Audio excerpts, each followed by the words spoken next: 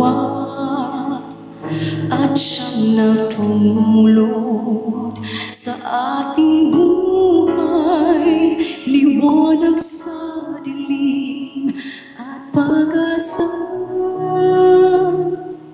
Pag-ibig ang siyang buklod natin, di mapapago kailan pa man. Sa puso diwa tayo'y isa lamang, kahit na tayo'y magkawalan.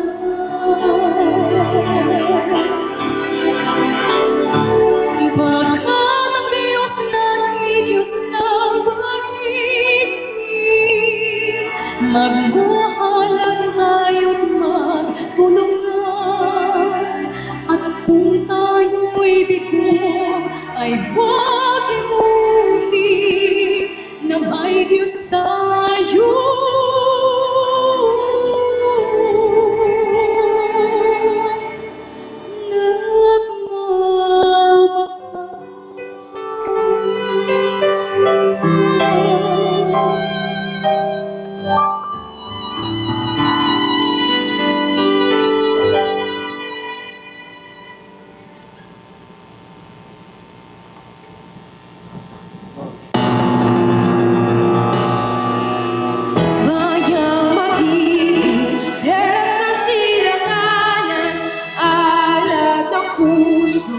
Sa dibdib mo'y buhay, lupang hinirang, duyan ka ng mag-ibig sa manlulupi. Di ka pasisiil sa dagat at bundok, sa simulan, sa langit mo pagka may bilagang tula at awit sa paglayang minamahal. Ang kislap ng watawat mo'y tagumpay na nagdinigdig. Ang bituin at araw niya kailan ang may di magiging lupa ng araw ng walham ni pagsinta.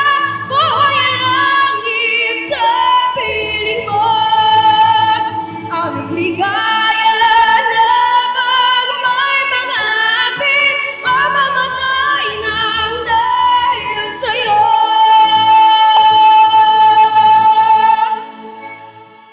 You may now be seated.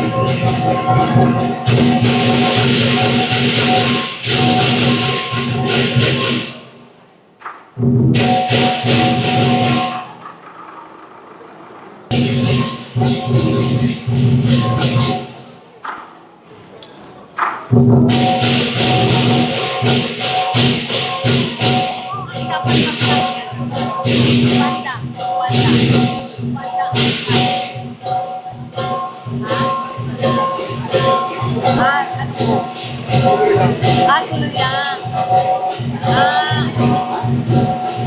Sino ka, Martin?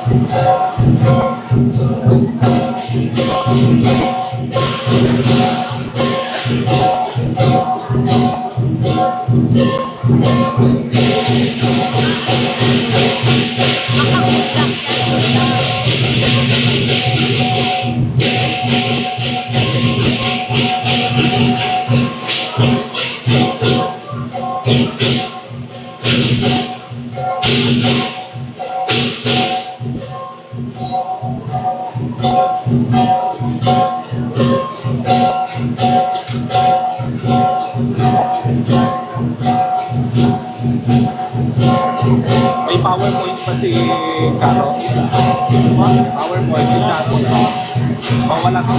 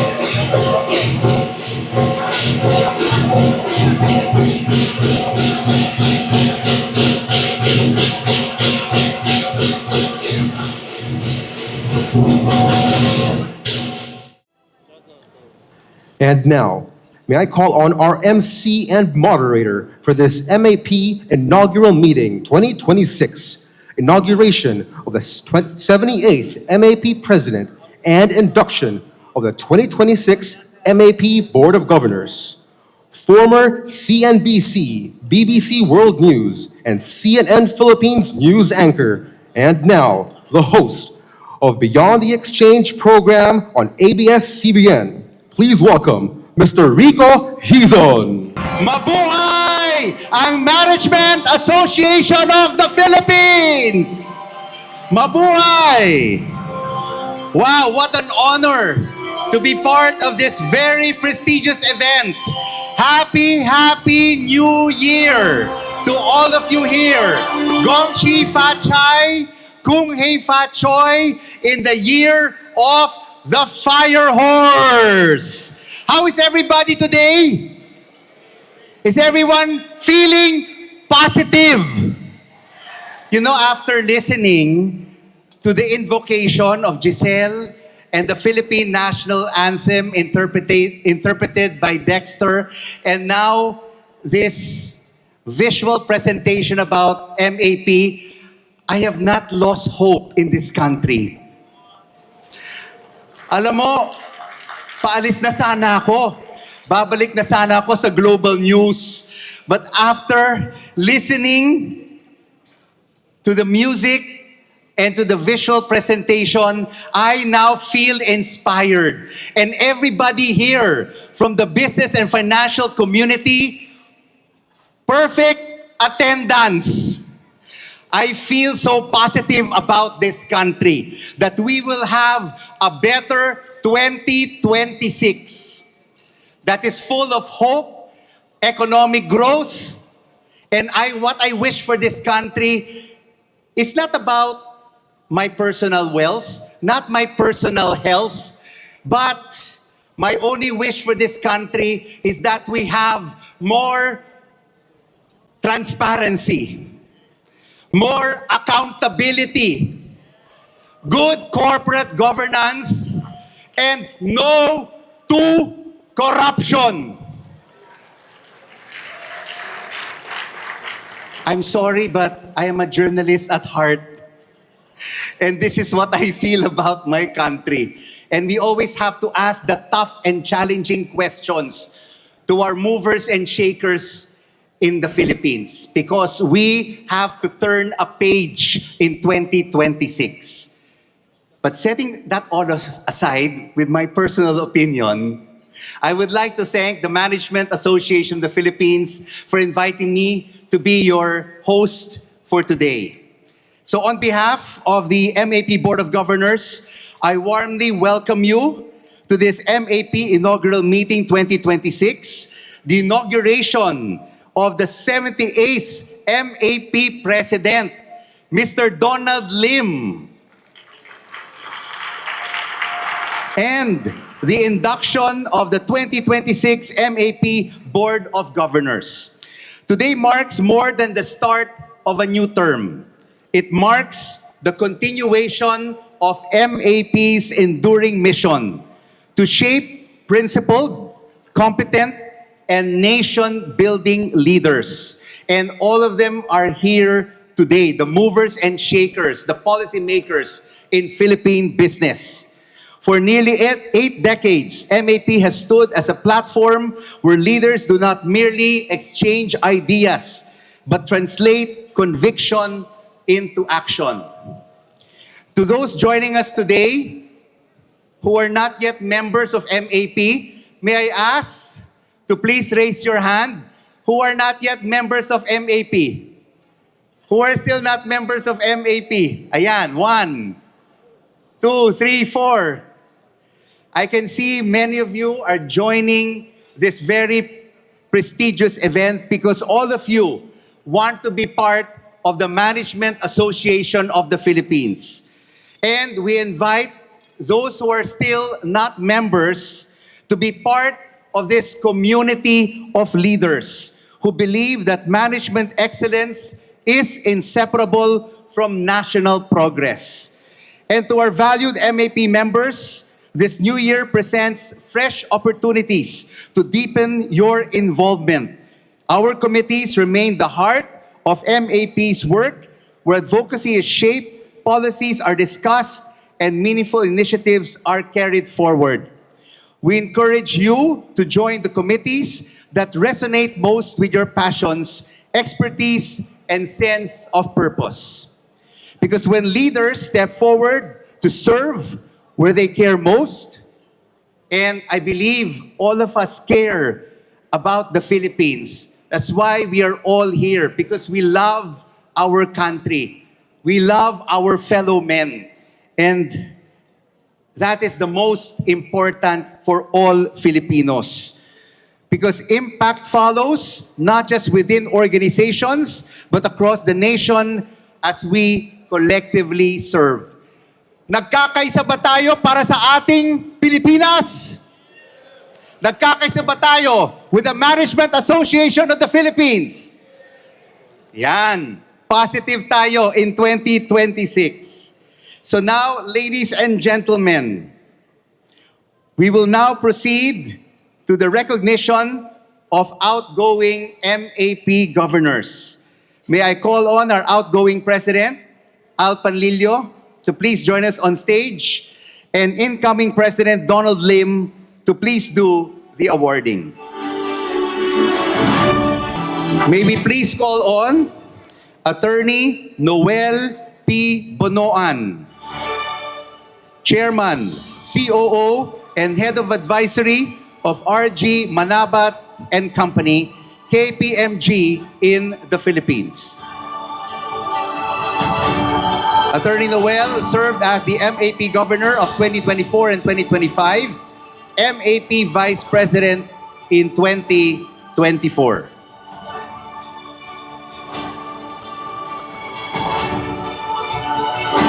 Thank you very much, Attorney Noel.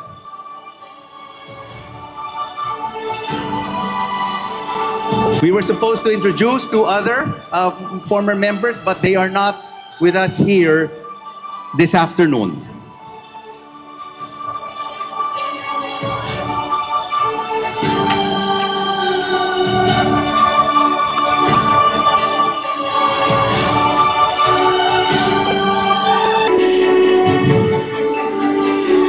At this point, ladies and gentlemen, our outgoing president, his farewell message. Let us all please welcome Mr. Al Panlilio.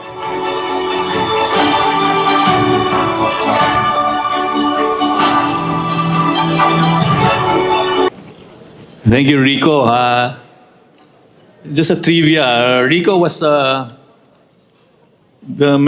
family he married into was a neighbor in Valle Verde 2 in Sampaguita Street. So, and I think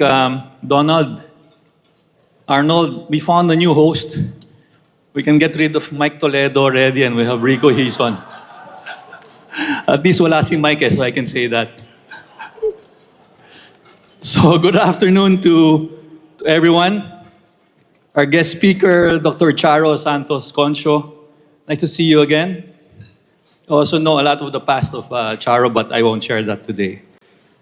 MAP past presidents, MAP Management Person of the Year awardees, friends from government, the diplomatic community, civil society, the academia and media, members of the outgoing and incoming MAP boards, fellow MAP members, guests, good afternoon to all of you again. Happy New Year, Kung Hei Fat Choi. I think it's the first time we had a dragon dance in induction, and that's the influence, I think, of Donald. No, I'm told New Year is not till Feb 17, and it is the fire horse. We are leaving the snake. So we have, I'm told, until Feb 15 to shed all the bad things out of us. So you still have time to shed out those bad things and think of positive things moving forward. It has been a great honor and a privilege for me to serve as the president of the Management Association of the Philippines in 2025. I fully appreciate all your support, your trust, and your confidence. I will not bore you anymore with a detailed report because I have already presented those MAP's achievements in 2025 during our annual general membership meeting last November. Our secretariat has also uploaded the MAP 2025 annual report in our website, map.org.ph. 2025, as Rico also said, was an inspiring year and a very significant year for us. It was also a year of a significant milestone for MAP in all of its members. This was the year we celebrated our 75th anniversary as MAP. Many thanks to all of you for your involvement and support. In line with our theme, we pursued 4 main thrusts in 2025. Member engagement, and I'm glad Rico invited the non-members to become members. And as your immediate past president after the induction of Donald, I will be heading that committee, so I will need all your support to bring in more members and for members to be more engaged. Number 2, country competitiveness. Number 3, ESG and shared prosperity. And number 4, investing in the youth. At this point, I would like to thank the members of the 2025 MAP Board of Governors. I don't think he's here, but Vice President Mike Toledo, Treasurer Wilson Tan, Wilson, who still will remain in the board, Assistant Treasurer Paulo Borromeo, Paulo, thank you, Secretary Gil Genio, Governor Rene Almendras, Governor Noel Bonoan, Governor Rex Drilon, and Governor Maan Hontiveros for their wisdom and guidance in helping me lead the MAP. My special appreciation and gratitude go to the 2025 committee chairs and vice chairs who unselfishly devoted time and a lot of energy in driving most of MAP's programs and activities. Maraming salamat po sa inyo lahat. Let's please applaud our chairpersons and vice chairpersons. Thank you. Without them, MAP will not be able to move on a lot of these issues that we face as a country. In closing, may I reiterate my request for all MAP members to support the incoming board, headed by our first next-gen president, Donald Lim.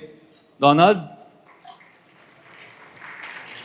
And konting plug pala, I know Jean Goldburn is here and Pixie Mathay.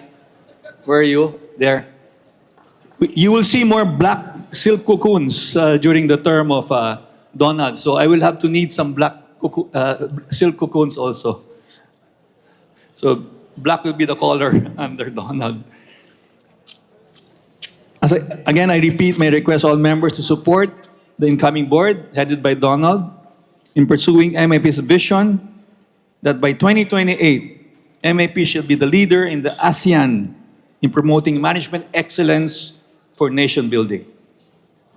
Once again, I would like to thank the MAP membership for the opportunity to serve the MAP as your 77th president. Maraming salamat and mabuhay ang MAP. Thank you. Mabuhay si Al Panlilio! Maraming salamat, Al, for your relevant leadership to MAP over the last year. And now we will proceed to the presentation of the plaque of appreciation to the outgoing MAP president. But before this, may we call on Dr. Donald Patrick Lim, incoming MAP President 2026, to come on stage for the recognition of the outgoing president. I would now like to read the text on the plaque. The MAP presents this plaque of appreciation to Mr. Al Panlilio in recognition of his outstanding leadership and exemplary performance, and in grateful appreciation of his deep sense of responsibility and dedication to his duties as MAP President for 2025. With total commitment and full resolve, he firmly led and guided MAP in accomplishing its objectives consistent with MAP's 2025 theme, Management Excellence for a Progressive Philippines. Because of his able and decisive leadership, he served as an inspiration to the governors, the committee chairs and vice chairs, the membership, the management and staff to address themselves fully to the needs of the MAP and its members, and to measure up to the high standards of management and leadership for which the MAP has been established. Given during the MAP inaugural meeting on January 19, 2026, at the Shangri-La Fort. Signed, Donald L. Lim, MAP President 2026.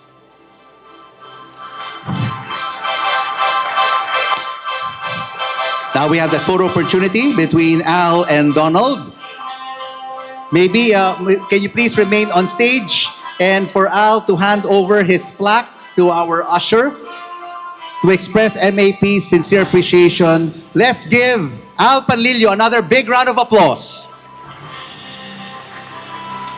And now at this point, we will now witness the turnover of the symbol of MAP presidency to inspire Dr. Donald Lim in pursuing the MAP's vision of promoting management excellence for nation building.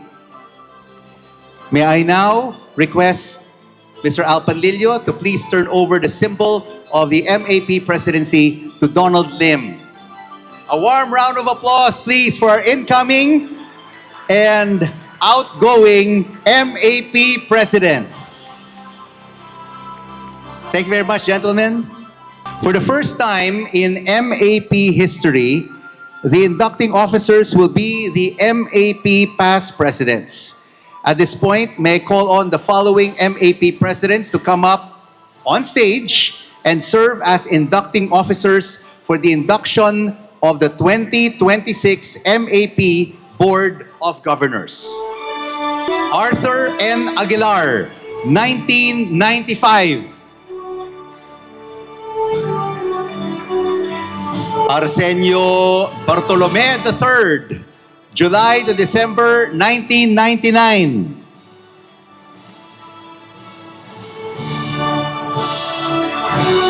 Corazon de la Paz Bernardo, February to December 1994. Edgar O. Chua, 2008.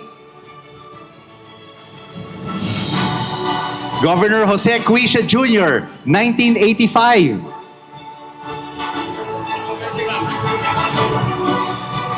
No, this is not by age, okay? This is alphabetical order. Governor Cuisha.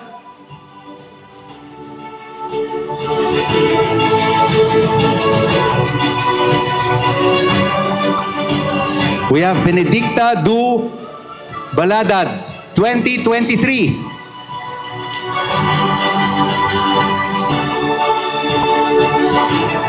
Santiago Dumlao, 1979.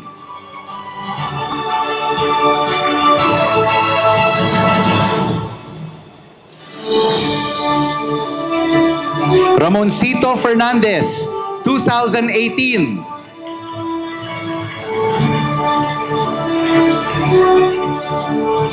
Francisco Ed Lim, 2020.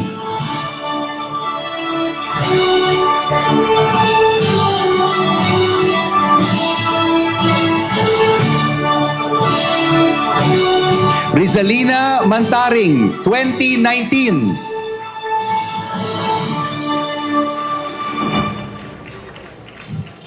Aurelio Montinola III, 2021.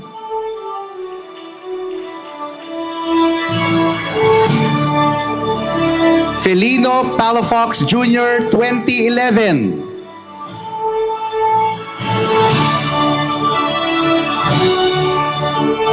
Itong pinakabata, Alfredo Panlilio, 2025. Ricardo Pascua, 2001. Alfredo Pascual, 2022. Simon Paterno, 2005.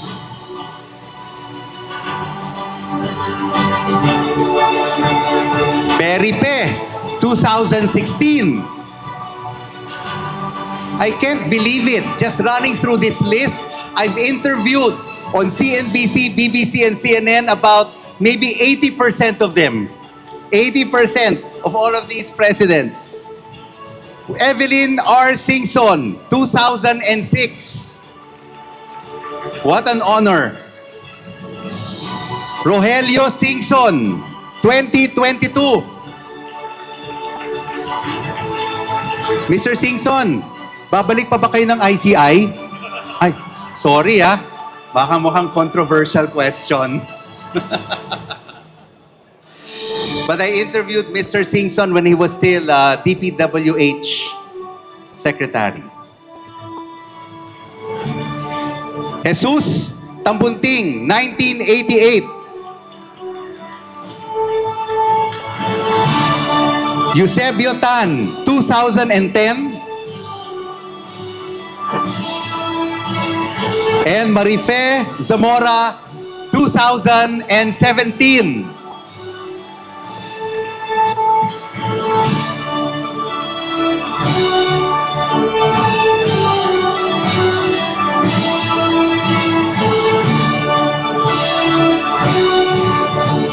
This is amazing.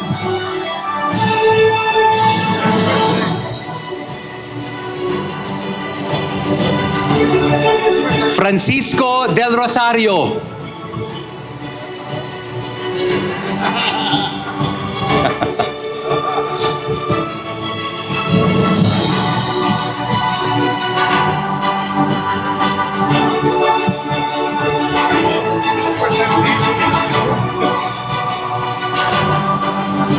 This is historical. For the first time in history, according to Mr. Bartolome, that we have majority of the MAP presidents today. Let's give them a big round of applause.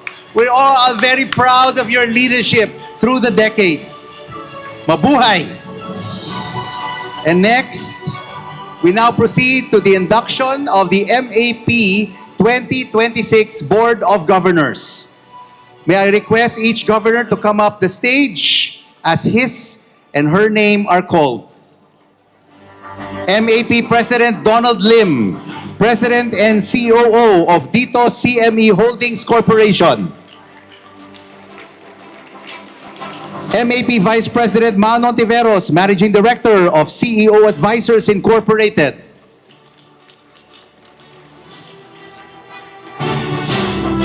MAP Treasurer Wilson Tan, Partner and former Chair of SGV and Company. MAP Assistant Treasurer Paulo Borromeo, President and CEO of Ayala Healthcare Holdings. MAP Secretary Hilhenio, Independent Director of GT Capital Holdings.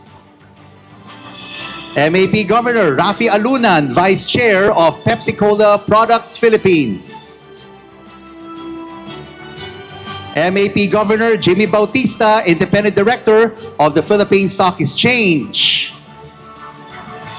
MAP Governor Tere Marshall, President and CEO of BPI Asset Management and Trust Corporation or BPI Wealth. MAP Governor Mike Toledo, Director of Government and Public Affairs of Metro Pacific Investments Corporation or MPIC. Mike, he is not here today. Maraming salamat, Al. Nawala si Mike. So from now on, I will be the host every year of the MAP events.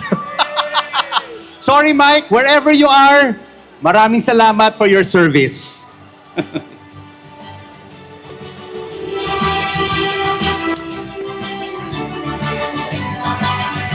And leading, and we would like everyone to please rise to add to the solemnity of the occasion. And leading the MAP presidents in inducting the 2026 MAP board is the MAP president in 1979 and the youngest living MAP president who is turning 92 tomorrow. The youngest, ladies and gentlemen, Attorney Santi Dumlao.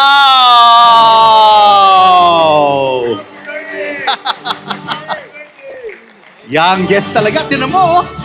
Nakatayo pa. Take it away, Attorney Santi.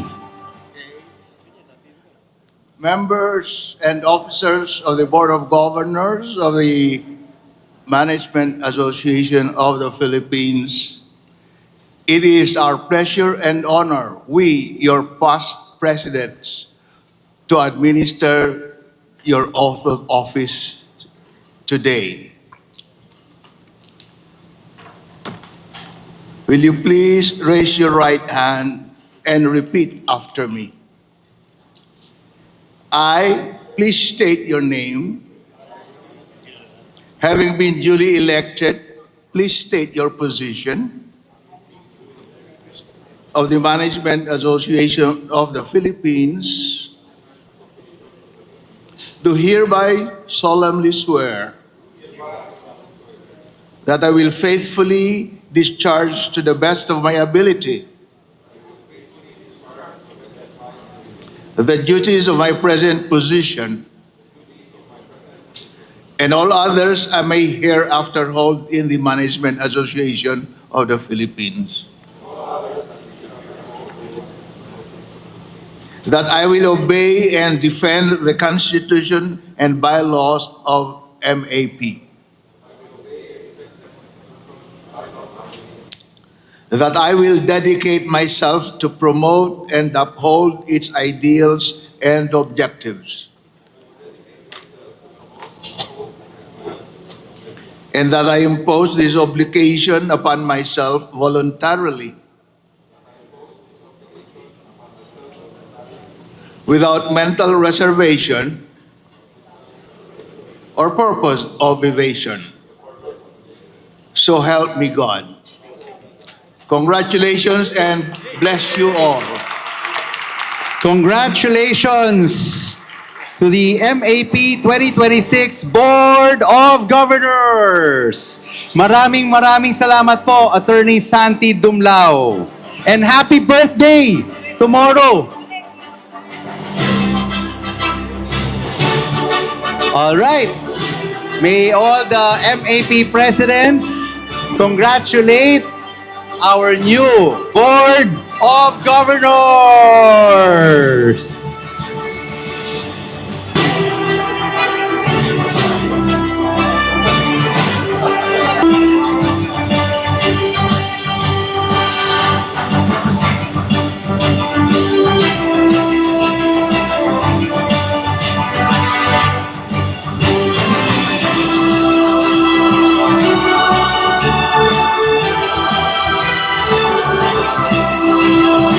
Thank you very much to all our MAP presidents. You may now proceed to your seats to deliver his inaugural address.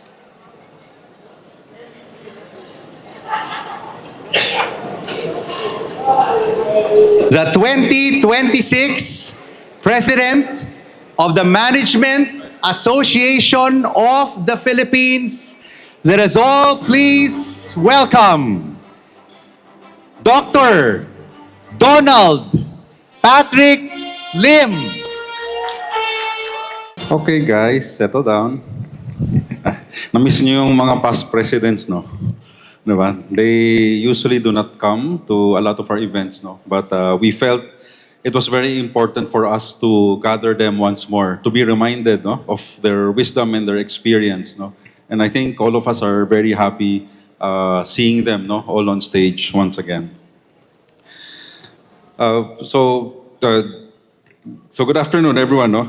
Secretary Chris Roque, past secretaries, Diplomatic Corps, distinguished guests, MAP members, MAP, MMY awardees, fellow members, partners from government and the private sector, and friends who have journeyed with MAP through the years, good afternoon. I am a child of MAP. I became part of MAP 20 years ago and will shortly be officially a life member in a few months. As you know, pag MAP, 20 years, automatic life member.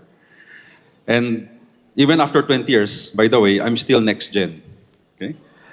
So, maaga ako nag-join ng MAP. No? So, I joined at a time when the internet space is expanding exponentially. And as a young leader that is more enamored with the nerd side of it than the management role, sitting in the company of experienced colleagues gave me the perspective that no business school will ever provide. I am happy that 20 years also gave me a chance to contribute, serving as chair, vice chair, and member of various committees. By the way, trivia, I'm chair of 5 committees before through the past 20 years. And I've also been a board of director, board of governor for 5 terms. And that is why I was humbled. No, I really appreciate all the support and the training and the learning that I got from MAP. That 2 decades of observing and working with fellow MAP members taught me a valuable lesson in leadership. It is not about the position, but all about custodianship. It is about carrying forward a legacy built over decades by people who gave their time, wisdom, and dedication, not only for themselves, but more importantly, for the future of this nation. And so 2 decades today, here we are. I stand before you not with the assumption that this moment belongs to me alone, because it is not. This is a moment that belongs to every hand that built the foundation we now stand upon, every voice that shaped the vision we now carry forward, and every member who chose to believe that MAP can be more than a gathering of professionals. It is an association that can be an instrument of genuine national transformation. We are living in interesting times, gathering today at an inflection point in our nation's history. The new year 2026 that begs for a celebration must be tempered with honesty. We look back and see a Philippines that has weathered extraordinary storms. The pandemic exposed fault lines in our healthcare systems, our economic structure, and the fragility of our social safety nets. Global supply chain has also made sure that showed us how vulnerable we remain to forces beyond our borders. Inflation has squeezed the meager income of many Filipino families. Climate disasters have devastated communities that were still rebuilding from the last calamity. And trust in institutions, in leadership, and in the promise of a better tomorrow has never been more tested repeatedly. I will not gloss over these challenges to offer comfortable words about how progressive we have been or how steadily we are growing. That would be an insult to the families who still struggle to make ends meet, and at the same time to the young graduates who cannot find dignified work, or to the entrepreneurs whose dreams were deferred by circumstances beyond their control. We know that the Philippines need to rebuild, not merely recover. And we must emerge from these trials not just intact than ever. MAP has always stood for management excellence. But excellence, if it remains only an aspiration, is not enough. Excellence must be lived. Excellence must be acted upon. Excellence must be shared. The result of such excellence must be beneficial to all. I believe that this is precisely the work that we are all being called out to do. We captured these ideals and concretized this in our theme for 2026, Leadership in Action, Lifting the Nation. Not as a slogan, but as a commitment, a call to embody excellence, not in words, but in deeds. It is a declaration that the time for passive observation has passed. Our country does not need more spectators analyzing its challenges from the sidelines. It needs leaders willing to get into the arena, to work with callous hands and open hearts, and do something that outlasts our individual tenures. It asks us to lead not only for profit, but for people, to lift not only our enterprise, but our nation. And while the challenges are real, they are not insurmountable. We identified three core directions that the MAP will undertake to move our vision into action. First, strengthening unity and collaboration for collective impact. No single organization, no matter how talented its members or noble its intentions, can lift a nation alone. Our industries do not exist in isolation. Our strength will be in the harmony of many voices acting together. Leadership in action begins with every stakeholder working together towards common goals. The challenges we face are systemic, interconnected, and require coordinated actions across sectors, across institutions, across ideological divides.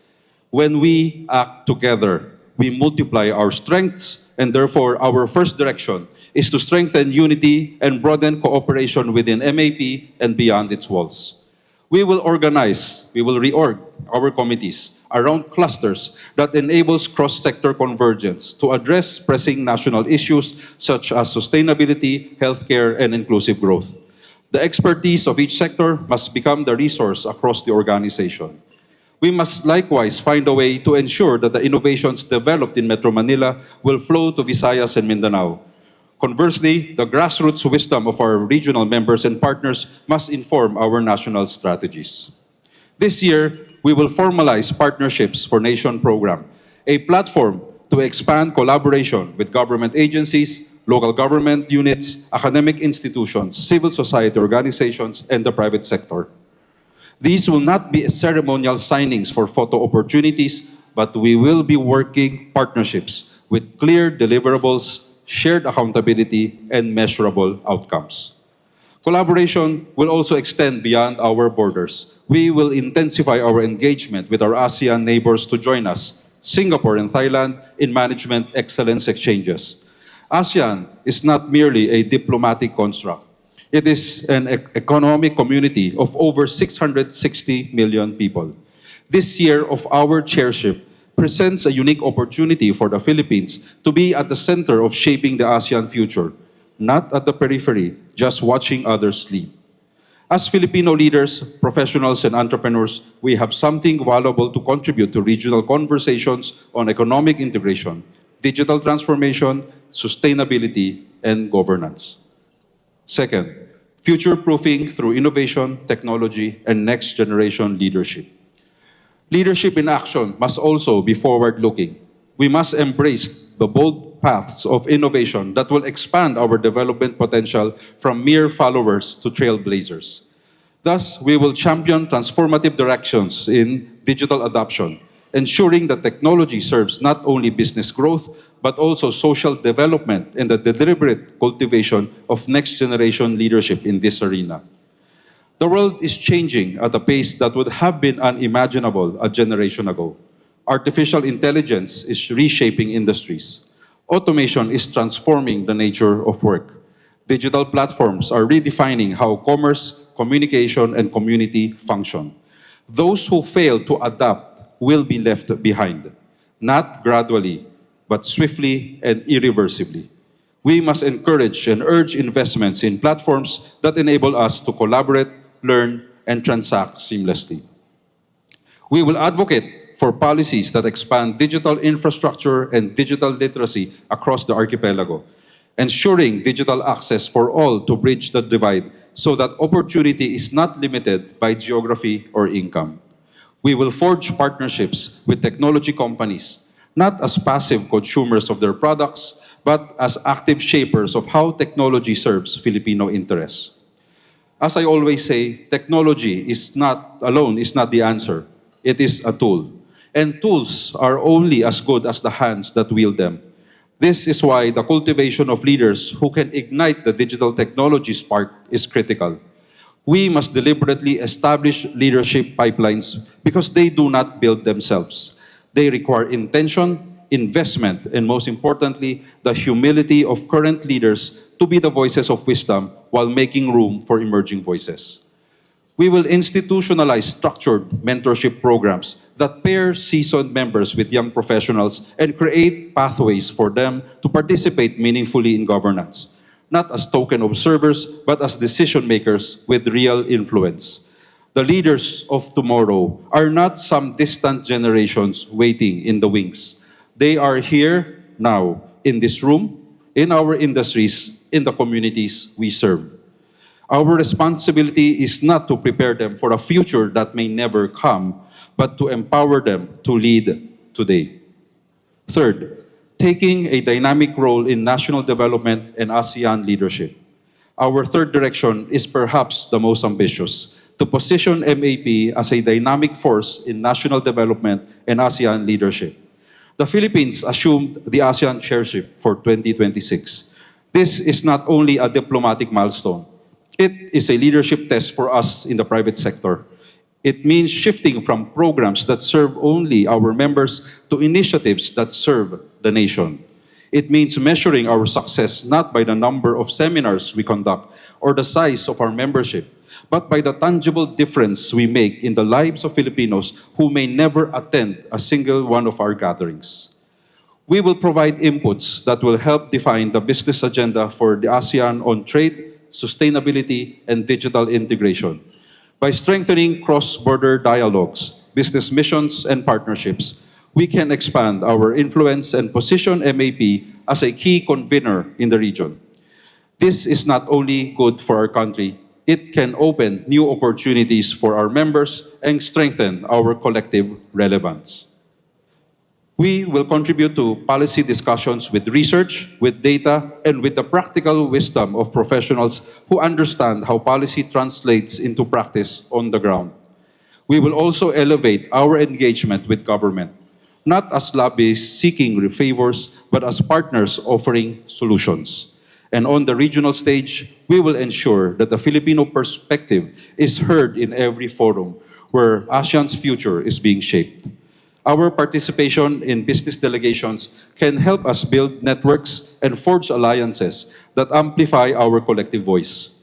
The Philippines will not be a passive participant in regional integration, but we will be co-architects of it. Today, we stand at a pivotal moment. Never has the call for bold leadership been louder in these times when trust is fragile, when divisions run deep, and when the world around us is shifting unpredictably. But it is in this moment when all our collective leadership will determine not only the trajectory of our industries, but the resilience of our nation. Leadership in action, lifting the nation, is more than a theme. It is a mandate, a call to each of us to act with courage and to lift with purpose. Three values will be mission critical. First, as always, integrity. Leadership without integrity is not leadership at all. It is merely the exercise of power. Every decision we make, every partnership we forge, every resource we utilize must be transparent, accountable, and aligned with our mission and direction. It is about upholding ethical standards, good governance, and avoiding shortcuts that compromise our principles, no matter how expedient they may seem. Second, inclusion.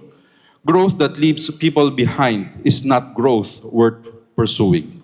As we expand our programs and extend our reach, we must ensure that the benefits flow to where they matter, not just to the well-connected, the well-resourced, or the well-located.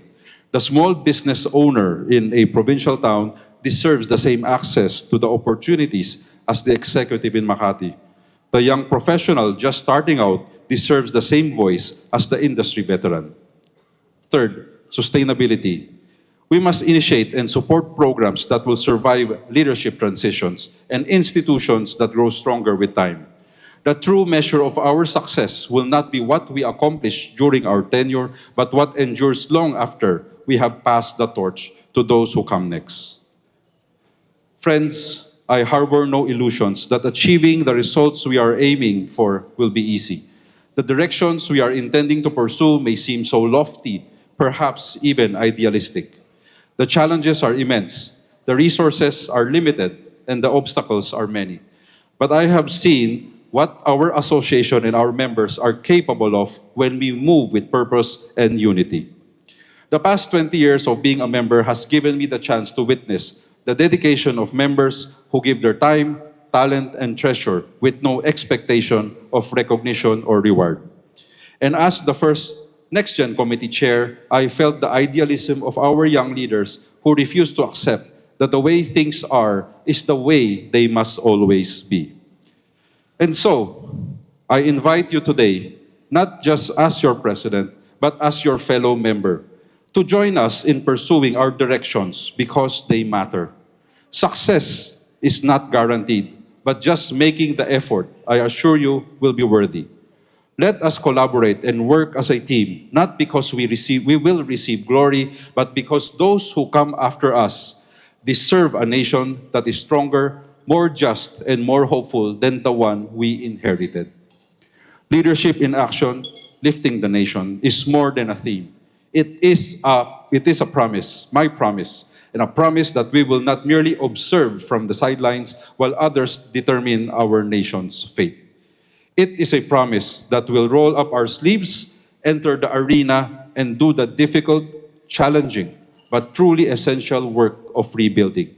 It is a promise that when history looks back at this moment, we will not see an association that held meetings and issued statements, but a community of leaders who really would make a difference.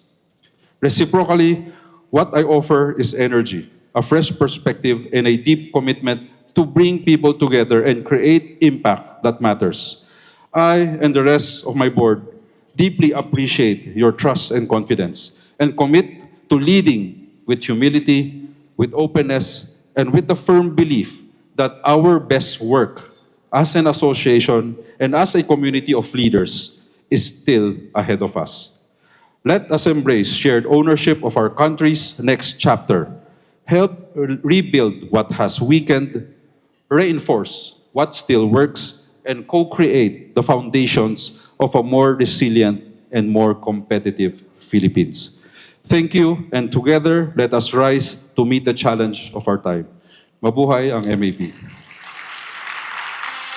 Maraming salamat, Donald Lim, for sharing with us your concrete and comprehensive plans for the Management Association of the Philippines in 2026, one that is of integrity, inclusion, and sustainability.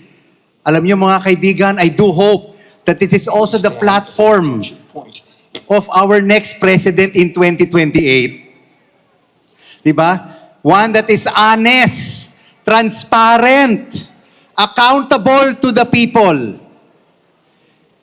Donald, can I have a copy of your speech? Tapos, sa mga tatakbo sa 2028, ito yung bibigay kong mga plataforma and programs.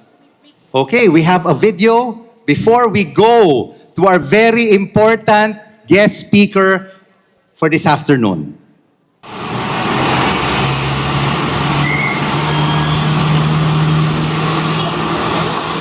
We stand at an inflection point in our nation's story. A moment shaped by crisis, but defined by choice. A time that calls not for spectators, but for leaders willing to act.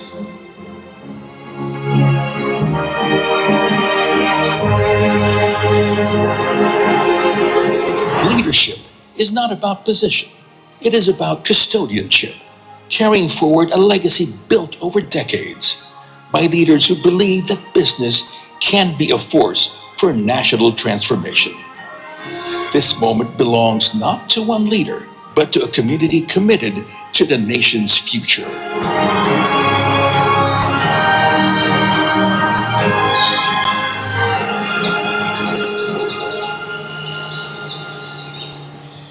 Excellence cannot remain an aspiration. Excellence must be lived. Excellence must be acted upon. Excellence must be shared. Leadership in action, lifting the nation, is not a slogan, it is a commitment. Because leadership is measured not by intent, but by impact, by institutions strengthened, by opportunities expanded beyond geography or privilege, by trust rebuilt. One decision, one partnership, one action at a time. This is how nations are lifted, not by words alone, but by leaders who choose to act responsibly, consistently, together. This is leadership in motion. Leadership that rises from the people. Leadership that lifts the nation. Together, we act. Together, we lead. Together, we lift the nation forward.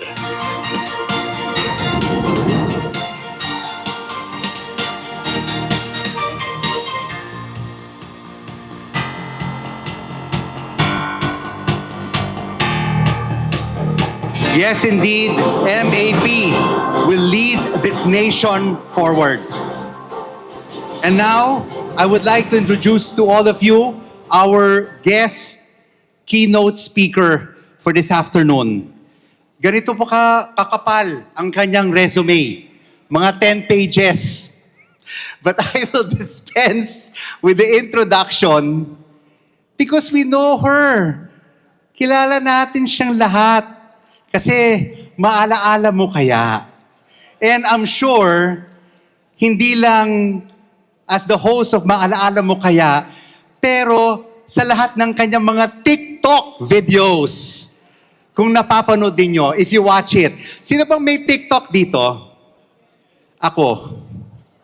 Instagram? Wala rin. Friendster? Facebook? Talaga naman. Gentlemen, ladies and gentlemen, we should now have our own TikTok and IG accounts because we are all millennial and Gen Zs at heart.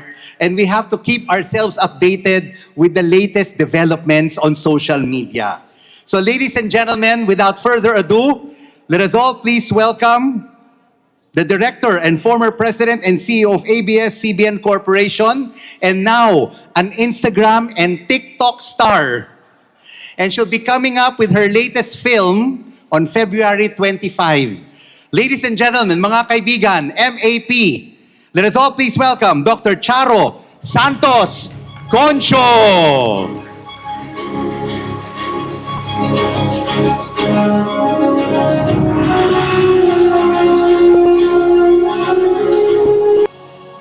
Good afternoon, everyone. Thank you very much, Rico. We'll do another TikTok, huh?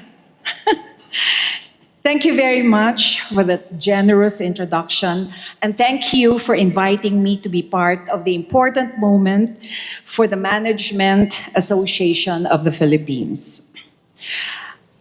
I have spent most of my life being introduced in many ways, but the work that shaped me most was not done in front of an audience. It was done quietly in meeting rooms, in brainstorming sessions, in offices, in boardrooms, in moments of decision where the right choice was not always the easy one.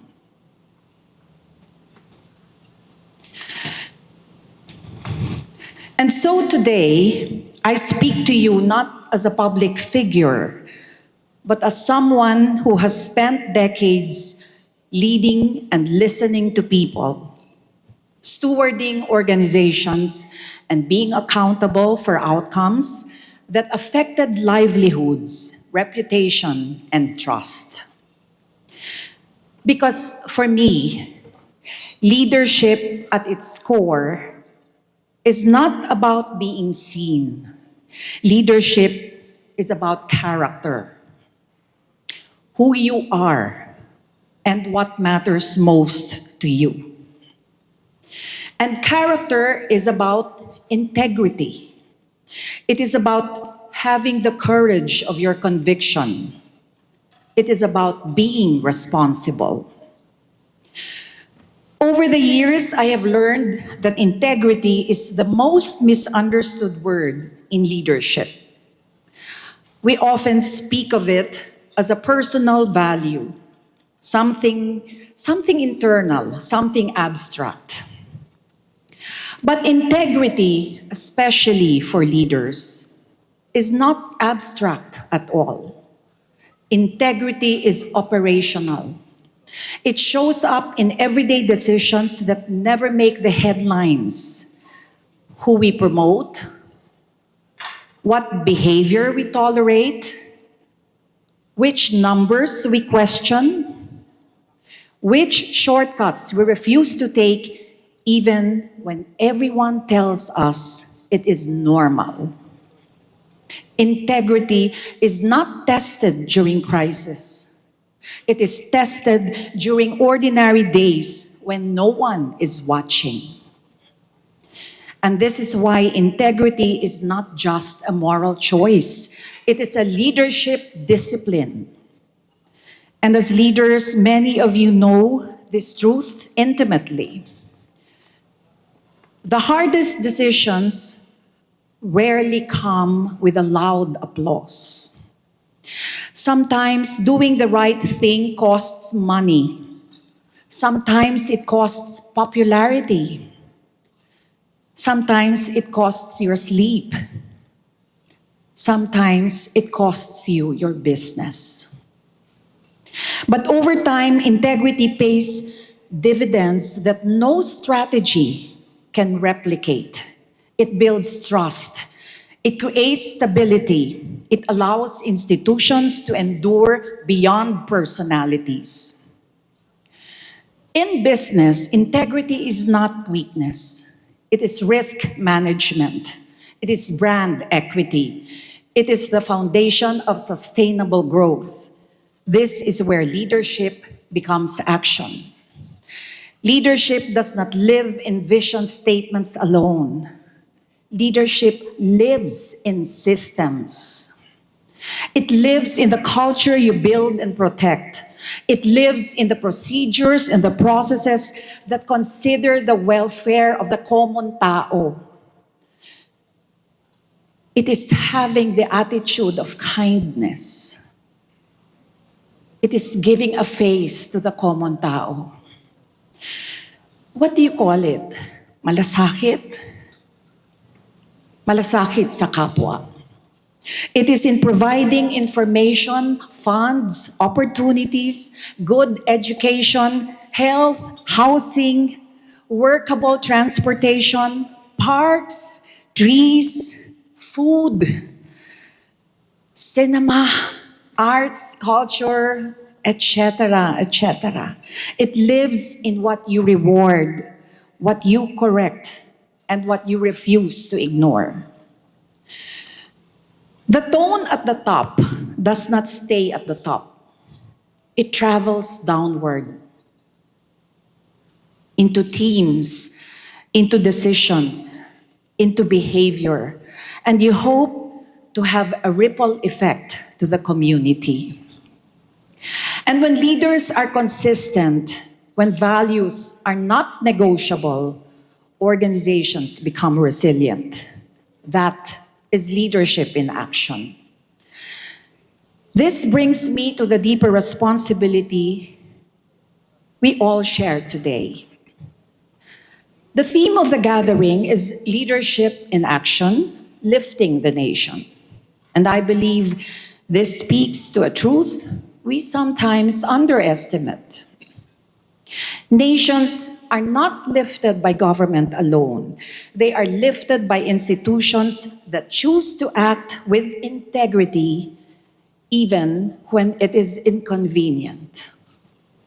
Business leaders shape society in powerful ways through the jobs we create, through the standards we set, through the investments we make, through the virtues we normalize. Our organizations teach people what fairness looks like, what accountability feels like, what excellence demands. In many ways, businesses are classrooms for citizenship.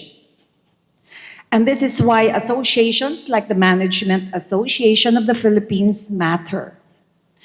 MAP is not simply a community of leaders. It is a custodian of standards. It is a voice for responsible enterprise.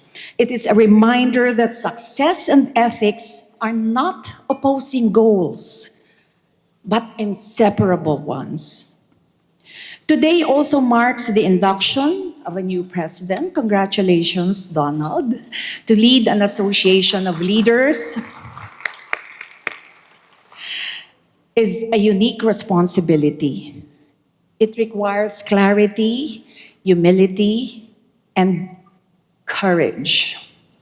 Leadership at this level is not about control. It is about example. It is about listening as much as directing, about building consensus without compromising principles, about remembering that authority is temporary, but influence is lasting. To the incoming President and Board of Governors, this is both an honor and a burden.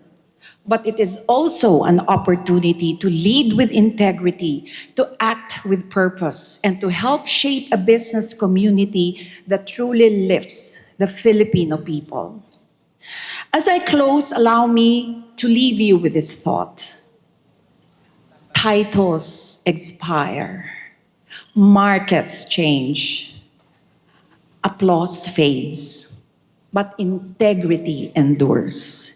In institutions that outlive us, in people we have shaped, in trust that is quietly passed on. What kind of life are you set to leave your children, your grandchildren, and grandchildren's children? Is it a better world? Or is it a more dangerous, more polluted, more plundered world? I can go on and on with the kinds of call that you will hear.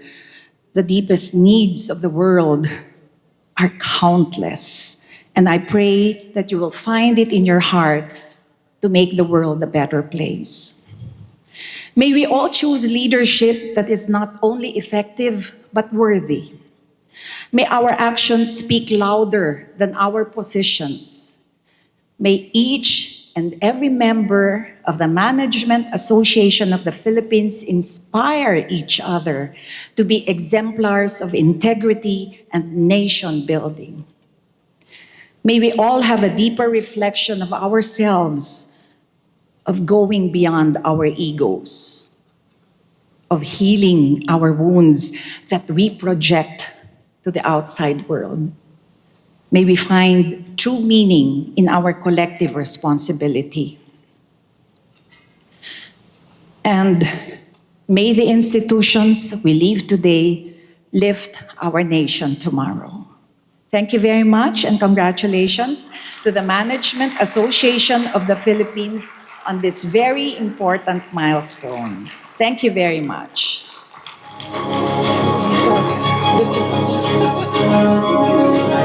Yes. Maraming salamat po, Ms. Charo Santos Concho. And now we come to this very important Q&A. I am Rico Boy Abunda Hizon. And I will be asking, it took me about 3 weeks to come up with all these questions. I had to ask all the top talk show hosts. I met her when I was 17 years old, and now this is a dream come true. Finally, we're doing a film together. It's entitled Until She Remembers, and it's the story of a special friendship between two women from the silent and the mover generation. So, yeah. And that is something that we should all be looking forward to. I hope so. Wala na eh, hindi na nanonood ng sine ang mga tao ngayon, di ba? You just wait for the movies sa streaming apps ninyo. Well, I hope, you will find it, you will find some time. You will find some time to go to the cinemas for this film. Dalawang tanong na lang. This is a very controversial question, okay? And it might even divide the room. Please, bear with me. Tinola, papaya, or sayote? Sayote. Sayote. I love the sweet taste of sayote. Papaya kasi, green papaya, no, can be bland and there's a bitter aftertaste, di ba? But sayote is sweet and, but it doesn't take away the flavor from the ginger and the chicken, di ba? From the mix. I told you, these are very tough and challenging questions about the business and financial community. We know you're a busy person, and for sure, like everybody here, everyone gets stressed, just like you. My question to you is, Ma'am Charo, what is your best advice for everyone here? What is your best skincare tip that makes you still look like you're 45 years old? Drink lots of water. Yeah. Matulog ng mahaba. Get 8 hours of sleep every night, no? But more importantly is always find joy in your heart. Always think positive and look forward to every day. Yeah. Joy, happiness, and that's what we need in 2026, no? Especially in the year of the horse. Oh, final question na ito. Okay. As a leader, you manage a lot of people of different ages and personalities, and you are one of the most successful leaders in the industry. And we just heard what Donald Lim said, his platform and programs for the Management Association of the Philippines in 2026. Why is it difficult for our government to do this? Nandiyan ba si Secretary Singson?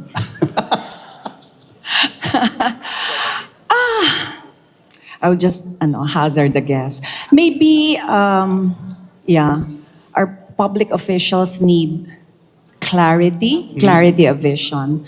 But beyond clarity of vision, I think we need people who have the courage of their conviction. Kasi hindi madaling mag-lead eh. But and so if you want to make changes, if you want to push the values of transparency, accountability, good governance, kailangan buo loob mo. O Hindi kailangan half-hearted. naniniwala ka talaga maninindigan ka sa pinaniniwalaan mo. At ang paninindigan sa paniniwalaan mo ay hindi lang sa salita kundi sa gawa. So it's the courage of your conviction. And then it's, you can always start, I think, if each and every one of our local officials have clarity of vision and have the courage of their conviction, that will have a ripple effect in the entire country. Diba? And the most talked about local official who has done a lot of changes in his community is Mayor Vico Soto. So pwede kung gusto mo. Kung klaro kung anong gusto mong gawin at kung meron kang lakas ng loob at tibay ng dibdib na panindigan ang mga sinasabi mo. Panindigan natin ang Pilipinas. Suportahan natin Yes. ang sambayanang Pilipino. Maraming salamat. Thank you very you. much. Thank you. Charo Santos Concho. O, picture na muna tayo. Mahirap kasi magpa-picture dito with Charo eh. Ayan.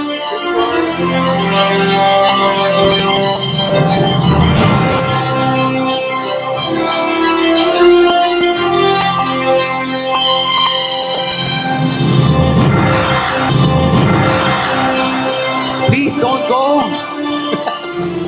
We're ending very soon.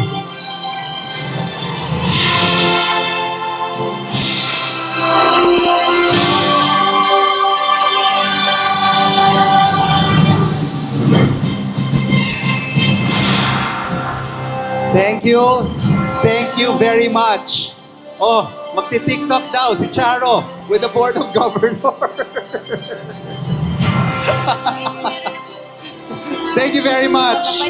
Thank you so much, Ms. Charo Santos Concho, for joining us this afternoon, being the keynote and guest speaker of the Management Association of the Philippines 2026. Thank you everyone for joining us this afternoon. See you on February 11 for the MAP Economic Briefing and General Membership Meeting in the same venue, the Shangri-La Fort.